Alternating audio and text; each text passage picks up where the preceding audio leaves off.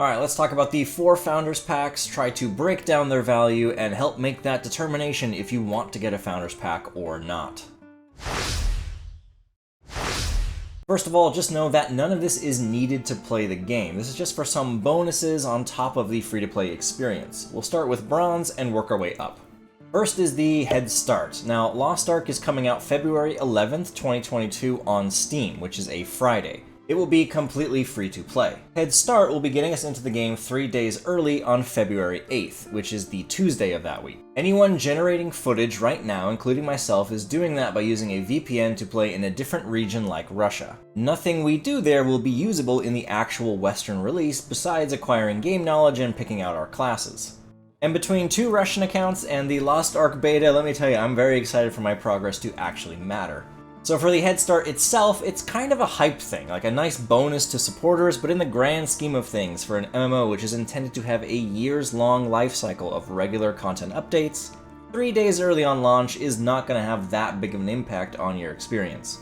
The Founders exclusive pet. So pets are basically mandatory quality of life in Lost Ark because they auto-loot and collect items off the ground for you, among some other small bonuses. And until recently, you could only get pets from the cash shop. However, there is now a guide quest early on that gives you a bunny rabbit. So this is no longer a question of if you get an auto-looting pet or not. It's more about, do you like the cat? Because the base functionality of getting auto-loot will now be covered for free in our Western version. And then on top of that, of course, there's different pets in the cash shop available for purchase, but the cat's so cute. Come on, let's be real. The 30-day Crystalline Aura. So this is sort of a monthly premium membership for Lost Ark. It's not super amazing, can't live without it type thing though, so don't worry too much. A majority of these things are very minor cooldown or energy reductions which will not have a significant impact on your gameplay or progression.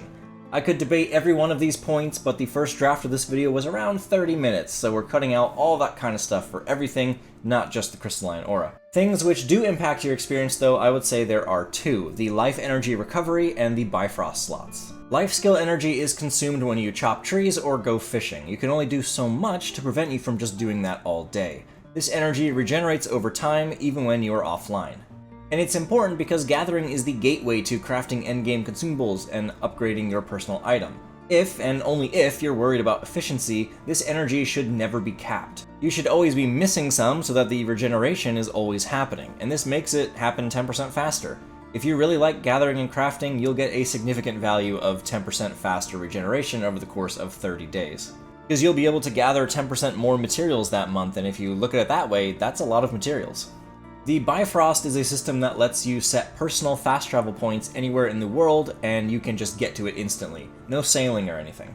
You start with 1 slot, and this aura gives you an additional 2 more, so 3 total. You just so happen to also have 3 daily quests to do each day at endgame, which are things you'll do for 14 plus days in a row. So each day you'd want to log in, sail over to this place, do a thing, sail over to that place, do a thing, and you'd put a Bifrost near the most annoying one to get to so you wouldn't have to travel to it. You just instantly spawn right where the daily happens. This aura lets you do that for all 3 daily quests, making your daily quest completion so much faster and more efficient because you cut out all of the sailing time. This is multiplicatively beneficial with how many characters you're doing that on because each character will be working on different dailies, and each character has their own Bifrost locations.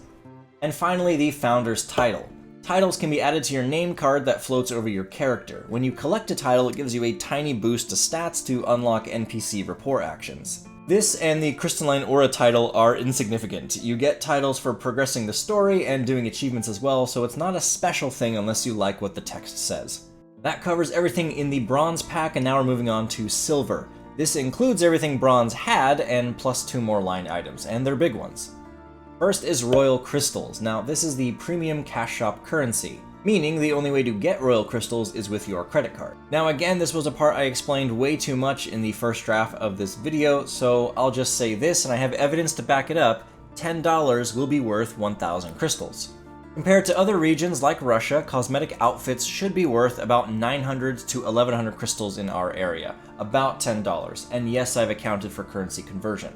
However, in the Western beta, outfits in the sample cash shop were double that, being 1,800 to 2,300 crystals. This would make the epic grade skins worth $23, quite steep. So since those numbers may not be final, we don't know for sure what the value of a skin is in the shop and thus can't accurately say if this 1,000 crystals will even be enough to buy one skin. We just don't know until we see the cash shop in the live game and with the final crystal prices. Skipping around for a second, just to keep on the same topic, the gold pack is $40 worth of crystals for a $50 price tag, and the platinum pack is $70 worth of crystals for a $100 price tag. So the gold pack has the best crystal to dollar ratio, but of course gold and platinum have other stuff we haven't talked about yet.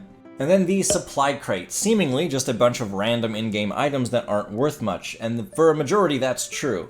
Feathers, however, cannot be traded and they have limited acquisition sources. These allow you to revive on the spot in a dungeon or raid, so an extra 30 early on is a good start and shouldn't be wasted. But the sleeper here are the potions, and a new player might have no idea how valuable these potions are, especially early on. So anything that says healing potion, that's a set amount of healing over time, and these potions are the ones used during the story or endgame activities where potion use isn't restricted. These are also not worth much, as they are simply acquired with tiny amounts of silver. But the HP potions, these are battle items that instantly restore a percentage of your health, and these are the only potions you can bring to endgame activities such as Guardian Raids and Abyss Dungeons. And you can only bring a limited amount at a time, so these should absolutely, positively not be consumed while leveling. They are valuable. And then the offensive chest, I would probably pick out destruction bombs to help with raids that need destruction mechanics if your class doesn't have good destruction abilities. And utility chest, I would pick out flares, even though there are slightly more valuable items there. You do need flares early on in endgame Guardian raids, so having an early stockpile is nice if you're not familiar with how to get your stronghold up and running quickly.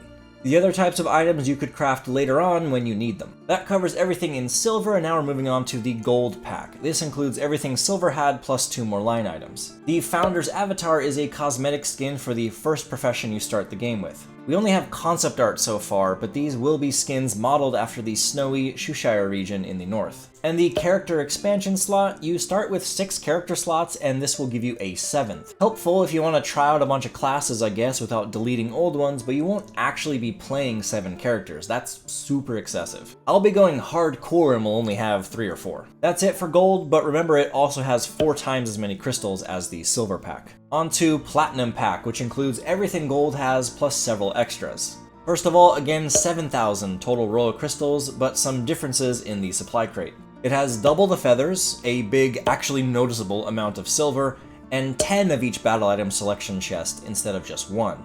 The rest aren't anything special. Then the Platinum Founders exclusive avatar. Now these avatars are properly unique skins for each class. These are skins that exist for routine purchase in other regions, but the verbiage for us makes it sound like this is exclusive to the here and now. You do, however, only get to pick one, again for the first profession you start the game with. And if I don't mention this, someone will roast me for it, but yes, you could buy this and get an avatar, don't use it, hold on to it for a year or 2, and then potentially sell it for thousands of gold on the auction house. Not a fan of that personally, but yeah, you could do that if you're patient, yes. And then the Founders exclusive mount. This is a 3-headed dog wolf thingy, got a Cerberus vibe to it. Again, you do get a mount free early on in the story, so this isn't whether or not you have a mount, or have to buy a mount from the cash shop. You get one for free, this is just whether you like this mount. And then the Platinum Welcome Crate. This comes with a Founder's Wallpaper. Wallpapers are live backdrops for your character selection screen, and you do get some from the game, but this one is pretty dang cool, honestly. The Structure is a choo-choo train decoration for your personal island stronghold. The Rapport gift is used to get a bulk of affinity with an NPC. The Rapport system is a long haul though, and one legendary gift, even though you can pick out the right one for a certain NPC you're after, is not much. Similarly, the Card Pack, the short-term use of cards is to get passive stat bonuses on your character by collecting cards and picking out card sets. Since we don't know what these launch-limited card pack sets are, we don't know if it's something just for like your first 2 days kind of thing, or something you might actually use into the endgame. It just depends on the stats, and we don't know what they are.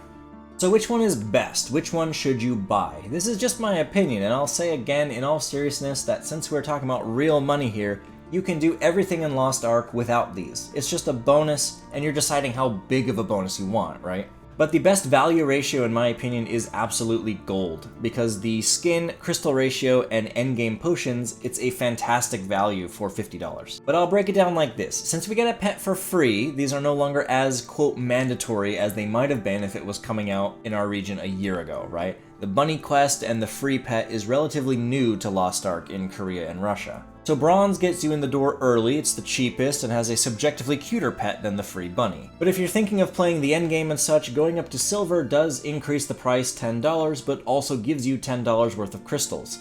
That alone is a fair shake, but then it gives you the supply crates and endgame potions. Very good value there too if you want to make the jump up. Gold is the slickest crystal to dollar ratio. On top of that, plus giving you a skin, this is the best bang for your buck all around in my opinion. And finally, platinum requires you to like some of the more subjective aspects of it, like the wallpaper and mount, and if you do, it may be worth it to you. There's obviously the platinum avatar as well, and if they are truly going to be exclusive to here and now, and there's one you like for a class you know you're gonna love, it may very well be worth it, since we don't even know what other skins are going to cost yet. But since the difference here is cosmetics and a worse crystal to dollar ratio than gold, that's why I say it is a bit subjective. I really hope that helps if you're wondering if you should buy a pack, and if so, which pack makes the most sense for you. Thanks for watching. The next video will continue the Lost Ark 101 series for beginners, and hope to see you then.